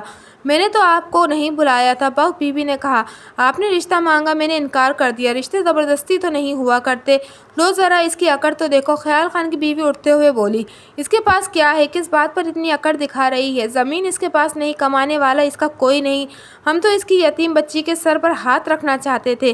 نہیں مانتی تو چھوڑیے، میرے بیٹے کے لیے لڑکیاں بہت ہیں۔ بخت بی بی اچھی طرح سوچ لو۔ خیال خان نے کہا، تمہارے انکار سے دشمنی لمبی ہو جائے گی، اب کیا بچا ہے؟ بخت بی بی نے کہا، اگر میرے خاوند کو اور دیور کو ختم کرنے سے تمہاری تسلی نہیں ہوئی تو مجھ کو بھی ختم کر دو، میری بیٹی کو بھی جان سے مار دو۔ ہم نے یوسف خان کو نہیں مارا، میں اتنی پاگل نہیں ہوں، مجھے سب پتا ہے۔ پرویز خان جو اب تک خاموش بیٹھا تھا بولا، پھوپھی جان، میرے ساتھ تو آپ کی کوئی دشمنی نہیں ہے، دشمنی تو نہیں ہے لیکن دوستی بھی نہیں ہے۔ میں اپنی بیٹی کسی فقیر کو دے دوں گی لیکن تمہیں نہیں دوں گی، تو بہتر یہ ہے کہ اسے ساری عمر گھر میں بٹھائے رکھیں۔ پرویز خان نے دھمکی دی، اگر آپ نے ریشم کی شادی کی تو میں اسے کچھ نہیں کہوں گا لیکن اس کے شوہر کو ختم کر دوں گا، اور یہ مرد کی زبان ہے۔ تینوں رخصت ہو گئے لیکن بخت بی بی کو پریشان چھوڑ گئے تھے۔ اس کے چند ہفتے بعد بخت بی بی ریشم جان کو ساتھ لے کر فضل کریم کے گھر آ گئی، اور یہاں جو واقعہ اس کے ساتھ پیش آئے وہ آپ سن چکے ہیں۔ پرویز خان کی دھمکی والا حصہ ASI نے مجھے بتایا تھا، یہ بات اسے بخت بی بی کے گاؤں میں تفتیش کے دوران معلوم ہوئی تھی، لیکن بخت بی بی اور فضل کریم نے اس بات کا ذکر نہیں کیا تھا۔ میرے نقطۂ نظر سے اس سارے واقعے کا اہم ترین حصہ تھا۔ میں نے بخت بی بی سے پوچھا، کیا پرویز خان نے تمہیں کوئی دھمکی وغیرہ بھی دی تھی؟ ہاں، غصے میں کچھ بولا تھا، اس نے جواب دیا۔ دھمکی بھی دیا تھا؟ کیا اس نے یہ بھی کہا تھا کہ اگر تم نے ریشم جان کی شادی کی تو وہ اس کے شوہر کو ختم کر دے گا؟ شاید یہ دھمکی بھی دیا تھا، ہم کو ٹھیک سے یاد نہیں ہے۔ جھورے کو پرویز خان کا پتہ کس نے دیا تھا؟ میں نے پوچھا، تم چاروں اس وقت میرے سامنے موجود ہو، تمہارے سوا کسی کو پرویز خان کے بارے میں معلوم نہیں ہے، لہٰذا تم چاروں کے سوا کوئی شخص جھورے کو پرویز خان کا پتہ نہیں بتا سکتا۔ ہم نے جھورے کو اپنے سارے حالات بتائے تھے، بخت بی بی نے کہا، اپنے گاؤں کا نام بتایا تھا، رشتہ داروں کے نام بتائے تھے اور دشمنی کے بارے میں بھی بتایا تھا۔ شیری جان نے قدرے برہمی سے کہا، اتنا سب کچھ بتانے کی کیا ضرورت تھی؟ جب انسان کسی کے ساتھ رشتہ جوڑتا ہے تو اسے سب کچھ بتانا پڑتا ہے۔ بخت بی بی نے کہا، پھر اس نے اسے پشتو میں کچھ کہا اور جو میری سمجھ میں نہیں آیا۔ بخت بی بی کا جواب گول مول تھا، اس نے براہ راست جھورے کو پرویز خان کا پتہ دینے کا اقرار نہیں کیا تھا، لیکن اپنے بیان سے یہ ضرور ظاہر کر دیا تھا کہ پتہ اسی کے ذریعے جھورے تک پہنچا تھا۔ یہ سارے شواہد اس بات کی طرف اشارہ کرتے تھے کہ قاتل پرویز خان تھا، لیکن یہ صرف اشارہ تھا، یقینی ثبوت نہیں تھا۔ ہم بخت بی بی کے گھر سے نکل کر سیدھے نواب دین کے گھر جا پہنچے۔ اس نے ہمیں بیٹھک میں بٹھایا اور سب سے پہلے قاتل کی گرفتاری کے بارے میں پوچھا۔ ہمیں کچھ اشارے ملے ہیں، میں نے جواب دیا، امید ہے کہ قاتل جلد گرفتار ہو جائیں گے۔ نواب دین کی بیوی رحمتیں بولی، تھانے دار صاحب، آپ مجھے بہت نرم دل آدمی لگتے ہیں، اگر آپ ان عورتوں کو اندر بند کر کے 2-4 دن جوتے لگاتے تو سب کچھ اگل دیتی۔ یہ سارا کیا دھرا انہی کا ہے، انہوں نے ہمارے ساتھ دھوکہ کیا ہے۔ میں حیران تھی کہ یہ عورت خود بخود بیٹی کا رشتہ دینے کیوں آئی ہے۔ نواب دین، میں نے تمہیں پہلے بھی بتایا تھا کہ ایک گورے رنگ کا نوجوان یہاں دیکھا گیا تھا، لوگوں کا خیال تھا کہ وہ ریشم جان کا بھائی ہے، لیکن ہماری اطلاع کے مطابق وہ کوئی اور شخص تھا۔ کیا گھر والے کسی آدمی نے اس نوجوان کو دیکھا تھا؟ رحمت اپنے شوہر کی طرف دیکھتے ہوئے بولی، وہ سیدہ نے بھی اس کا ذکر کیا تھا۔ سیدہ ہماری چھوٹی بیٹی ہے۔ میرے کہنے پر اس نے سیدہ کو آواز دے کر کمرے میں بلا لیا۔ وہ 13-14 سال کی خوش شکل لڑکی تھی۔ اس نے ڈھیلا ڈھالا سوتی لباس پہن رکھا تھا اور جھکتی ہوئی کمرے میں داخل ہوئی۔ وہ اپنی ماں کے کندھے سے لگ کر کھڑی ہو گئی۔ اس کے چہرے پر ہلکی سی گھبراہٹ دکھائی دیتی تھی۔ رحمت نے اس سے کہا، سیدہ بیٹی، تھانے دار صاحب کو اس آدمی کے بارے میں بتاؤ جس نے تمہیں کہا تھا کہ وہ دلہن کا بھائی ہے، وہ اپنی بہن کے لیے کوئی تحفہ لے کر آیا ہے۔ سیدہ نے کہا کہ اس نے مجھے کہا کہ وہ اندر جا کر تحفہ دینا چاہتا ہے۔ صحن کی طرف چونکہ بہت ساری عورتیں تھیں اس لیے میں نے پیچھے والا دروازہ کھول دیا۔ سیدہ نے بتایا، پھر کیا ہوا؟ میں نے پوچھا۔ اس وقت دلہن کے کمرے میں بہت ساری عورتیں جمع تھیں، اس لیے اس نے کہا کہ وہ تھوڑی دیر انتظار کر لے گا۔ کیا وہ کمرے میں داخل ہوا تھا یا باہر ہی ٹھہر گیا تھا؟ جی باہر ہی ٹھہر گیا تھا۔ اور تم دروازہ کھلا چھوڑ کر چلی گئیں؟ کھلا نہیں چھوڑا تھا، بھیڑ دیا تھا، لیکن کنڈی نہیں لگائی تھی۔ اگر وہ آدمی تمہارے سامنے آ جائے تو کیا تم اس کو پہچان لو گی؟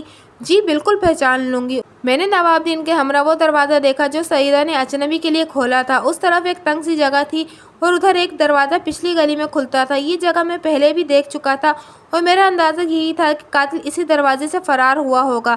تاہم یہ فیصلہ کرنا ہنوز باقی تھا کہ وہ کون تھا، پرویز خان یا واقعی ریشم جان کا بھائی تھا۔ اگلے روز میں 2 آدمیوں کے ہمراہ کوہاٹ پہنچا اور وہاں کے تھانے دار سے ملاقات کی۔ مجھے اچھی طرح یاد نہیں رہا، لیکن میرا خیال ہے کہ بخت بی بی کے گاؤں کو کوہاٹ کا تھانہ ہی لگتا تھا۔ تھانے دار کا نام غالباً سمندر خان تھا۔ میں نے اس کو سارا واقعہ سنایا اور کہا کہ میں پرویز خان کو تفتیش کے لیے ساتھ لے جانا چاہتا ہوں۔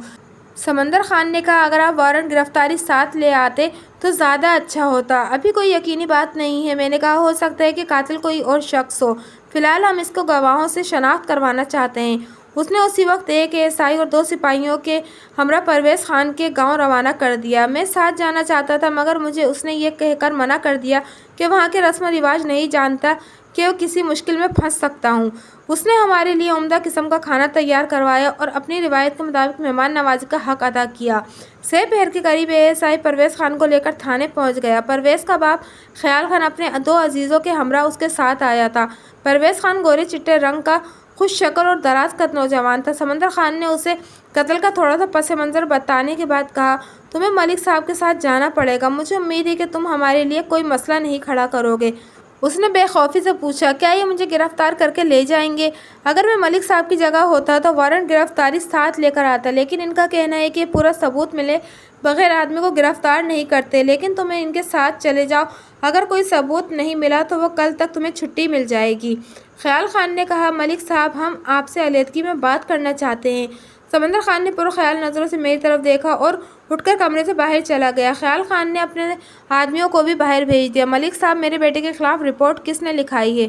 کسی نے نہیں، میں نے مختصر جواب دیا۔ تو پھر آپ اس کو ساتھ کیوں لے جانا چاہتے ہو؟ خان صاحب، میں زیادہ سوال کے جواب دینے کا عادی نہیں ہوں۔ آپ کے خاندان کی پوری ہسٹری مجھے معلوم ہے۔ میں ظہور الہی نامی ایک نوجوان کے قتل کی تفتیش کر رہا ہوں اور اسی تفتیش کے سلسلے میں پرویز کو لینے آیا ہوں۔ ہمیں اس بات کا ثبوت ملا ہے کہ شادی والی رات مقتول کے گھر میں دیکھا گیا تھا۔ کسی کی شادی میں شریک ہونا کوئی بری بات تو نہیں ہے۔ میں بحث کرنا نہیں آیا۔ یہ جھوٹ ہے، پرویز خان نے اکڑ کر کہا۔ میں کسی کی شادی میں شریک نہیں ہوا۔ آپ مجھے اپنے ساتھ نہیں لے جا سکتے۔ اس کو ہتھکڑی لگاؤ، میں نے ASI سے کہا۔ معلوم ہوتا ہے کہ یہاں شرافت کی زبان نہیں سمجھی جاتی۔ میری بات سنتے ہی پرویز اور اس کے باپ کے ہاتھ اپنے ریوالور پر جا پڑے۔ میں نے تیزی سے اپنا ریوالور نکالا اور خیال خان کے سینے سے لگا دیا۔ ASI نے پرویز کا ہاتھ مروڑ کر پشت سے لگا دیا۔ اس نے اسے تیزی سے ASI کے پیٹ پہ کونی سے وار کیا اور بازو چھڑا کر اس سے لپٹ گیا اور خاصا مضبوط نوجوان تھا۔ شور کی آواز سن کر 2-3 سپاہی دوڑے آئے اور پرویز خان کو بے بس کر دیا۔ میں نے دونوں کے ہتھیار قبضے میں لیے اور پھر پرویز خان کو ہتھکڑی لگا دی۔ ملک صاحب، یہ اچھا نہیں ہوگا، پرویز نے کہا۔ ہم سے دشمنی کرنے والا کبھی خوش نہیں رہتا۔ اب تمہارے ساتھ منزل پر پہنچ کر ہی بات ہوگی۔ میں نے کہا، یہ جو کچھ ہم کر رہے ہیں انصاف کے لیے کر رہے ہیں۔ یہ ہماری ڈیوٹی ہے، اس کا دشمنی سے کوئی تعلق نہیں۔ میں تو چاہتا تھا کہ تم ہتھکڑی کے بغیر ہمارے ساتھ جاؤ، مگر تم نے مجبور کر دیا۔ وہ جوش کا اظہار کرنے لگا، لیکن اس کے باپ نے اسے ڈانٹ کر چپ کروا دیا۔ پھر وہ میرے قریب آیا اور عاجزی سے بولا، ملک صاحب، میرا یہ آخری بیٹا ہے۔ 2 بیٹے پہلے ہی دشمنی میں ختم ہو چکے ہیں۔ میں نے ایک بیٹے کے بارے میں سنا ہے، بڑا بیٹا بہت پہلے قتل ہو گیا تھا۔ اس نے کہا، آپ اس کو چھوڑیں، بڑی مہربانی ہوگی، یہ میرے بڑھاپے کا سہارا ہے۔ آپ جتنی رقم مانگیں گے میں دینے کے لیے تیار ہوں۔ گویا آپ کو پتہ ہے کہ واردات اسی نے کی ہے۔ اس بات کو آپ چھوڑیں، اس نے بڑی سادگی سے کہا۔ یہ ہماری عزت اور غیرت کا معاملہ ہے۔ ہم لوگ آدمی کی جان کو اتنی پرواہ نہیں کرتے جتنی عزت اور غیرت کی کرتے ہیں۔ آپ مہربانی کریں اور آپ کے لیے میں دعا کروں گا۔ اگر میں اس کو چھوڑ دیتا ہوں تو میرے حق میں آپ کی دعا کبھی قبول نہیں ہوگی، کیونکہ جو انصاف کو چھوڑ دیتا ہے اسے خدا سے کبھی خیر نہیں ملتی۔ خان بابا، اس کی منت مت کرو، پرویز نے غصے سے کہا۔ ہم لوگ اتنا کم عزت نہیں ہیں۔ خیال خان نے وہاں کے تھانے دار کے ذریعے مجھے رشوت کی پیشکش کی، ساتھ ہی دھمکی بھی دی، لیکن میں نے رشوت قبول نہ کی اور دھمکی سے مرعوب ہوا۔ واپس پہنچ کر میں نے پرویز خان کو حوالات میں بند کر دیا اور نواب جن کو پیغام بھیجا کہ وہ ان لوگوں کو ساتھ لے کر تھانے میں پہنچے جنہوں نے شادی والے روز ایک پراسرار اجنبی کو دیکھا تھا، نیز اپنی بیٹی سعیدہ کو بھی ساتھ لائے۔ شام کے وقت نواب جن 7-8 افراد کے ہمراہ تھانے پہنچ گیا۔ ان میں 2-3 عورتیں بھی تھیں۔ میں نے اپنے طور پر چند مؤذن کو بلا لیا اور تھانے کے اندر شناختی پریڈ کا اہتمام کیا۔ پرویز کو نصف درجن افراد کے ہمراہ ایک روشن کمرے میں کھڑا کیا گیا اور گواہوں سے کہا کہ باری باری تاریک برآمدے میں ٹھہر کر دروازے سے اندر دیکھیں۔ مقصد یہ تھا کہ ملزم گواہوں کو نہ دیکھ سکے۔ گواہوں کی تعداد 9 درجن سے اوپر تھی۔ ان میں جھورے کے دونوں دوست بھی شامل تھے۔ ان سب نے بغیر کسی شک کے پرویز خان کو شناخت کر لیا۔ واجد علی اور مجید عرف جیدہ کو بھی میں نے استغاثہ گواہوں میں شامل کر کے رہا کر دیا۔ ملزم ہماری تحویل میں تھا اور گواہ اسے شناخت کر چکے تھے۔ اب باقی کام اتنا مشکل نہیں تھا۔ میں نے اسے اپنے کمرے میں بلا کر کہا، پرویز خان، ہمیں تمہارے خلاف ہر قسم کا ثبوت مل چکا ہے، بلکہ جب تمہارے باپ نے مجھے رشوت پیش کی تھی میں اسی وقت سمجھ گیا تھا کہ جھورے کو تمہیں نے قتل کیا ہے۔ اب بہتر یہ ہے کہ تم اقبالِ بیان دو تاکہ نہ تمہیں کوئی تکلیف اٹھانی پڑے اور نہ ہمیں۔ میں وکیل سے مشورہ کرنا چاہتا ہوں، اس نے کہا۔ اس کا جوش ٹھنڈا پڑ چکا تھا اور خوف زدہ دکھائی دیتا تھا۔ بات ایسی تھی، وہ قتل عمد کا واضح کیس تھا، اس کا سزائے موت سے بچنا محال تھا۔ اگلی صبح اس کا باپ وکیل کے ہمراہ تھانے پہنچ گیا اور میری منت و سماجت کرنے لگا۔ وکیل نے کیس کی تفصیل سننے کے بعد پرویز خان کو مشورہ دیا کہ وہ پولیس تشدد سے بچنے کے لیے وہ بے شک اقبال جرم کر لے، جب کیس چلے گا تو پھر دیکھا جائے گا۔ پولیس اس سلسلے میں خاصی بدنام ہے، وہ تشدد کے ذریعے بے گناہ ملزموں سے بھی اقبال جرم کروا لیتی ہے، اس لیے ہوشیار وکیل اس قسم کے اقبال جرم کو بآسانی عدالت میں چیلنج کر دیتے ہیں۔ میں نے اس صورتحال سے بچنے کے لیے پرویز کا مجسٹریٹ کے سامنے بیان ریکارڈ کیا اور 15 دن کا ریمانڈ لے لیا۔ اب ہمیں صرف آلے قتل کی ضرورت تھی۔ پرویز خان نے آلے قتل کے بارے میں ہمیں چکر دینے شروع کر دیے، کبھی کسی جنگل کا پتہ بتاتا اور کبھی کہتا کہ آلے قتل اس نے دریا میں پھینک دیا تھا۔ میں نے ایک سخت گیر حوالدار کو اس کام پر لگا دیا اور اسے حکم دیا کہ اس کو 3 دن کے اندر ملزم سے آلے قتل برآمد کرانا ہے۔ اگر آلے قتل برآمد نہ ہوا تو کیس مضبوط نہیں ہوتا۔ مذکورہ حوالدار نے 2 دن کے اندر آلے قتل، جو ایک خنجر تھا، برآمد کروا لیا۔ آلے قتل کے ساتھ ملزم کو خون آلود قمیض بھی برآمد ہو گئی۔ یہ چیزیں اس نے بستی سے باہر ایک کھیت کے کنارے میں دفن کر دی تھی۔ کیس بہت واضح تھا، پرویز خان کو سزائے موت ہو گئی۔ اس طرح 2 آدمیوں کے معمولی تنازع سے 2 خاندانوں کو تباہ کر دیا۔ اس کیس میں سب سے اہم کردار بخت بی بی کا تھا۔ اس نے نہایت ہوشیاری اور چالاکی کے ساتھ اپنے دشمنوں کو ٹھکانے لگایا تھا، لیکن قانونی گرفت سے محفوظ رہی تھی۔ اگرچہ اس نے اس بات کا اقرار نہیں کیا، لیکن جب اس نے ریشم جان کی جھورے سے شادی طے کی تھی تو در حقیقت وہ 2 دشمنوں کو ختم کرنے کا منصوبہ تھا۔ یہ بات یقینی ہے کہ اس نے جھورے کے سامنے پرویز خان کو اپنا بیٹا ظاہر کیا ہوگا اور اسے مجبور کیا ہوگا کہ وہ اسے اپنی طرف سے شادی میں مدعو کرے۔ ممکن ہے کہ عذر کیا ہو کہ پرویز اس سے ناراض ہے اور اس کے بلانے پر نہیں آئے گا۔ اسے اس بات کا پورا یقین تھا کہ پرویز ریشم جان کی شادی کی خبر سن کر غصے سے بھر جائے گا اور اپنی دھمکی کے مطابق جھورے کو ختم کر دے گا، اور ہوا بھی اسی طرح۔ دوسرے لفظوں میں جھورے نے خود اپنے ایک قاتل کو مدعو کیا تھا۔ حقیقت یہ تھی کہ جھورے اور ریشم جان کا کوئی جوڑ نہیں تھا۔ جھورے کے دوستوں کا بیان تھا کہ جھورے کو اس بات پر یقین ہی نہیں آیا تھا کہ ایک حسین اور پری چہرہ لڑکی اس کی بیوی بننے والی ہے۔ جب اس نے حضلہ عروسی میں اپنی دلہن کا گھونگھٹ اٹھانے کا قصد کیا ہوگا تو اس کی خوشی اور سرشاری کا کوئی ٹھکانہ نہیں ہوگا۔ اس بے مثالی خوشی کے موقع پر جب قاتل کا خنجر اس کی آنکھوں کے سامنے چمکا ہوگا تو اس کی جو کیفیت ہوئی ہوگی اسے الفاظ میں بیان کرنا محال ہے۔ ایک آخری بات بتانے والی رہ گئی۔ جب پرویز خان حوالات میں بند تھا تو اس صبح ریشم جان نے اپنی بہن کے ہمراہ اس سے ملنے کے لیے آئی۔ دونوں اپنی ماں اور فضل کریم سے چھپ کر آئی تھیں۔ ریشم جان نے پرویز سے کہا، میں تمہارا شکریہ ادا کرنے آئی ہوں کہ تم نے میری زندگی بچا لی۔ پرویز نے حیرانی سے کہا، میں تمہاری بات نہیں سمجھا۔ کیا تم سمجھتے ہو کہ میں اس بدماش کو اپنا شوہر مان لیا تھا جس نے مجھے اغوا کیا تھا اور مجھے بدنام کیا تھا؟ پھر تم نے شادی کیسے ہو گئی؟ ماں کے کہنے پر ہو گئی۔ تم نے انکار کیوں نہیں کیا؟ بہت انکار کیا تھا، ماں نہیں مانی۔ کہ زندگی بچانے کا کیا مطلب ہے؟ میرے پاس زہر والے 2 لڈو تھے، ریشم جان نے جواب دیا۔ ایک لڈو جھورے بدماش کے لیے اور ایک میرے اپنے لیے۔ اگر تم 2-3 منٹ اور رک جاتے تو میں تمہیں کچھ کرنے کی ضرورت نہیں پڑتی۔ اس کا مطلب یہ ہے کہ پھپھو جان نے میرے ساتھ دھوکہ کیا ہے، پرویز نے کہا۔ انہوں نے مجھے اس لیے تمہاری شادی کی اطلاع بھجوائی تھی کہ یہاں آ کر جھورے کو قتل کر دوں اور خود گرفتار ہو کر پھانسی کی سزا پاؤں۔ شیری جان نے کہا، ہماری ماں پر الزام مت لگاؤ، تم اپنے گناہوں کی وجہ سے پکڑے گئے ہو اور ہم اس بات پر بہت خوش ہیں۔ پرویز نے آہستہ سے کہا، ریشم جان میں تم سے محبت کرتا ہوں، میں نے تمہاری محبت کی وجہ سے جھورے کو قتل کیا ہے۔ صرف ایک بار یہ کہہ دو کہ تم مجھ سے محبت کرتی ہو، صرف ایک بار۔ اس کے بعد اگر مجھے سزائے موت بھی ہوگی تو میں خوشی سے پھانسی پر چڑھ جاؤں گا۔ میں تم سے نفرت کرتی ہوں، ریشم جان نے تلخی سے کہا۔ تم خوشی سے پھانسی چڑھو یا ناخوشی سے، مجھے اس سے کوئی فرق نہیں پڑتا۔ تم لوگوں کی وجہ سے ہم لوگ برباد ہوئے ہیں، گھر سے بے گھر ہوئے ہیں، میں تم سے کیسے محبت کر سکتی ہوں؟ اس نے نفرت سے زمین پر تھوکا اور اپنی بہن کے ہمراہ وہاں سے رخصت ہو گئی۔ یہ تفصیل مجھے حوالات کے ایک گارڈ کی زبانی معلوم ہوئی تھی۔